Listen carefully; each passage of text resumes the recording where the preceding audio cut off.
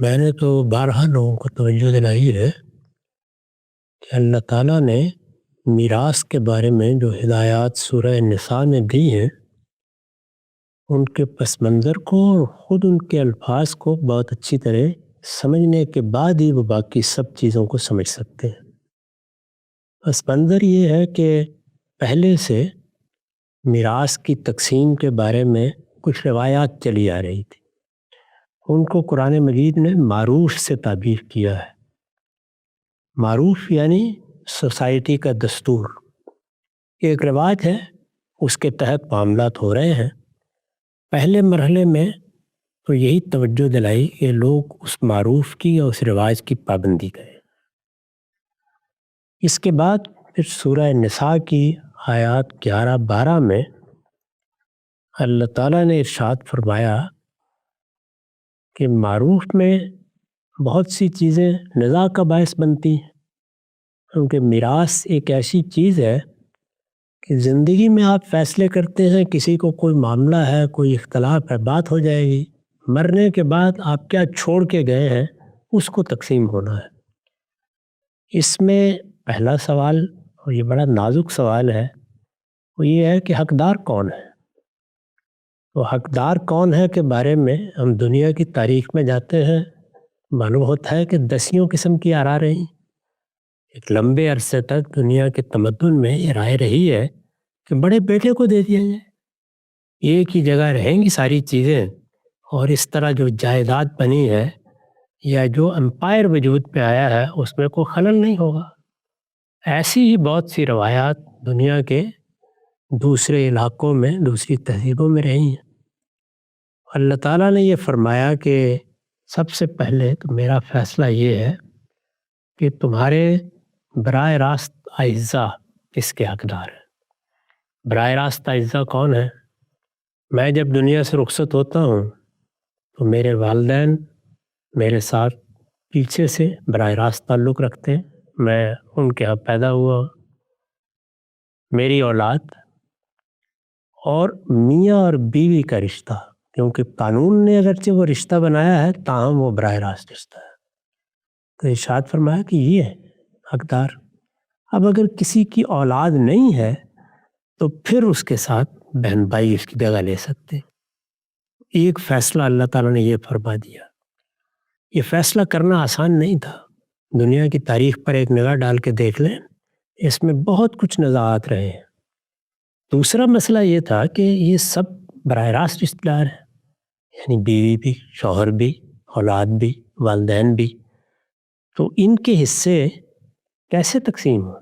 یعنی کیا اصول ہے؟ کوئی معیار ہونا چاہیے۔ میں اگر والدین کے بارے میں فیصلہ کروں کہ انہیں زیادہ دوں گا تو اولاد کے ماتھے پہ شکن آ سکتی ہے، اولاد کے معاملے میں کہوں تو والدین یہ خیال کر سکتے ہیں۔ تو اللہ تعالیٰ نے فرمایا کہ تم یہ فیصلہ نہیں کر سکتے، یعنی ان میں سے کون اقرب و نفع ہے۔ یہ اسی سورہ میں انہی آیات میں اس کی وضاحت کی ہے کہ یہ فیصلہ کرنا کہ تمہارے ساتھ کس کا منفعت کا زیادہ تعلق ہے، اس میں دیکھیے ایک ہی لفظ میں بہت سے سوالوں کا جواب دے دیا۔ یعنی میراث کی تقسیم میں حقدار کیسے بنتا ہے؟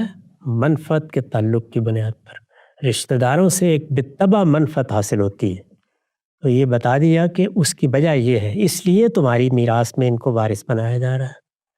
دوسری بات یہ بتائی کہ اس میں منفعت ہی کا قرب و بعد فیصلہ کرے گا کہ کس کا حصہ کم اور کس کا زیادہ ہونا چاہیے۔ ٹھیک، تو تم فیصلہ نہیں کر سکتے، لا تدرون، یہ فیصلہ پھر میں نے خود فرما دیا۔ تو اس کو اپنی وصیت اللہ تعالیٰ نے کہا تاکہ مسلمانوں کے گھرانوں میں اب کوئی نزاع نہ ہو۔ اللہ نے مقرر کر دیا یہ والدین کا حق ہے، یہ اولاد کا حق ہے، اولاد نہ ہو تو یہ بہن بھائیوں کا حق ہے، یہ بیوی کا حق ہے، یہ میاں کا حق ہے۔ لیکن جب یہ قانون بیان کیا تو یہ بتایا کہ اس سے پہلے تم کو حق حاصل ہے کہ تم کوئی وصیت کرنا چاہتے ہو تو کر لو، اس پر کوئی قدغن نہیں لگائی، کوئی پابندی نہیں لگائی۔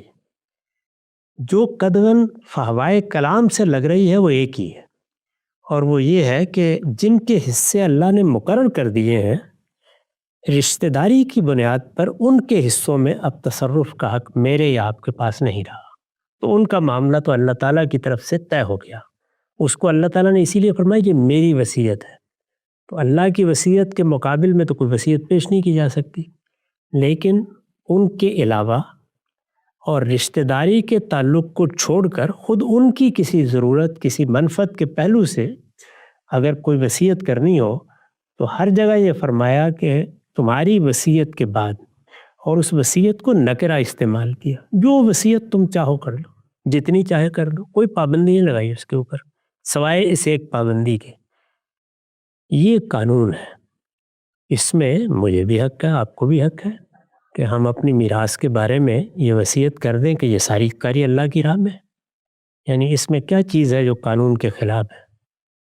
اللہ کی راہ میں دینے پر تو کوئی پابندی نہیں ہے. پابندی یہ ہے کہ جو وارث ہیں ان کے معاملے میں اپنی طرف سے کوئی اقدام کیا جائے. یعنی میں وصیت کروں گا، میں نے ساری اللہ کے راہ میں وصیت کر دی، میں نے 1/3 کر دی، میں نے 2/3 کر دی، جو بچے گا اس میں وارثوں کے حصے ہوں گے. اگر میں سارا کا سارا اللہ کی راہ میں دے دیتا ہوں تو اس میں کوئی قانونی رکاوٹ نہیں ہے. رسول اللہ نے ایک موقع پر صرف نصیحت کی تھی کہ ایسا نہ کرو تو اچھا ہے. یعنی اپنے ایک صحابی کو انہوں نے کہا میں سب اللہ کی راہ میں دینا چاہتا ہوں، تو فرمایا تمہارے اعزا اقربا ہیں، ان کو کیوں دوسروں کا محتاج چھوڑ کے جا رہے ہیں؟ پابندی کوئی نہیں ہے.